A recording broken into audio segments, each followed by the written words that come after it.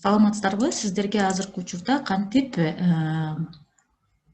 кызматкердин стажын кошуу жолун көрсөтө кетейин. Ал үчүн сиз персонал деген бөлүккө киресиздер. Персонал бөлүмүнөн керектүү мугалим же болбосо керектүү кызматкерди табасыз. Кароо кнопкасы аркылуу анын карточкасына киресиз. Мынакей кароо кнопкасы. Ичине киргенден кийин сиздер сол тарабында кесипкөй деген бөлүк чыгат.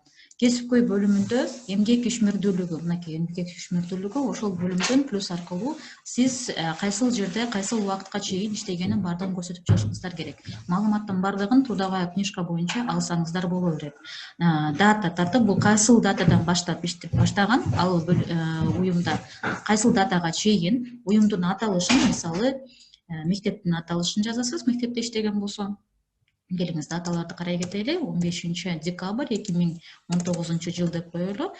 Кайсыл датага чейин, мисалы 16 октябрь 2020 жыл. Кайсыл уюмда иштеген, ал мектептин же болбосо ал мекеменин уюмун аталышын жазышыңыздар керек.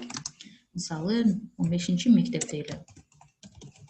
Кайсыл кызматта иштеген, мисалы мугалим болуп. Педагогикалыкпы же жокпу, аны көрсөтөсүздөр, сактоону басасыздар. Ушул сыяктуу сиздер баардык иштеген жерлерин, кайсыл убакытта иштегенин баардыгын киргизип чыгышыңыздар керек.